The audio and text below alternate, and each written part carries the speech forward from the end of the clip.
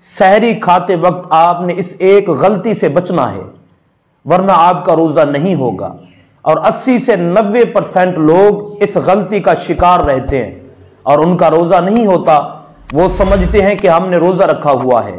मैं आपको वो गलती बयान करना चाहता हूँ, आप उस गलती से परहेज करें, उस गलती से बचें। बाज़ औक़ात होता यूं है कि लोग सहरी खाने के लिए लेट उठते हैं और सहरी खाते खाते आज़ान का टाइम आ जाता है। बाज़ लोग उठते तो जल्दी हैं लेकिन ठहर ठहर के खाते पीते रहते हैं, यहाँ तक कि आज़ान का टाइम हो जाता है।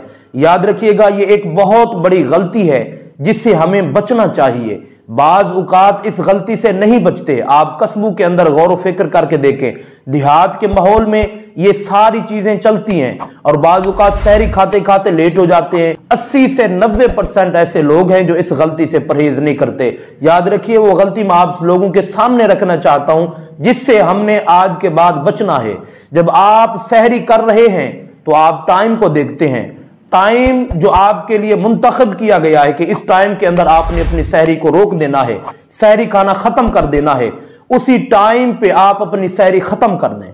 आप अगर इंतजार कर रहे हैं आज़ान होने का तो यह गलत बात है। अगर आप सहरी आज़ान के टाइम तक खाते हैं तो आपकी सहरी नहीं होगी, आपका रोज़ा जो है वो नहीं होगा। ये एक बहुत बड़ी गलती है जो लोग सहरी खाते खाते आज़ान तक खाते रहते हैं और यही हमारे जहन के अंदर बात होती है कि जब तक आज़ान नहीं होती हम उस वक्त तक सहरी खा सकते हैं। तो भाई, आज़ान तक सहरी खाना जायज़ नहीं है।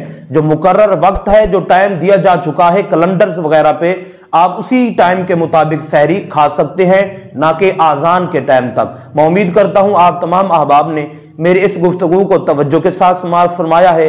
आप लोग मोहब्बत के साथ इस वीडियो को अपने दोस्तों तक, अपने अहबाब तक शेयर भी फरमा सकते हैं और मुझे आप खास दुआ में याद फरमाइए। अस्सलामु अलैकुम व रहमतुल्लाह।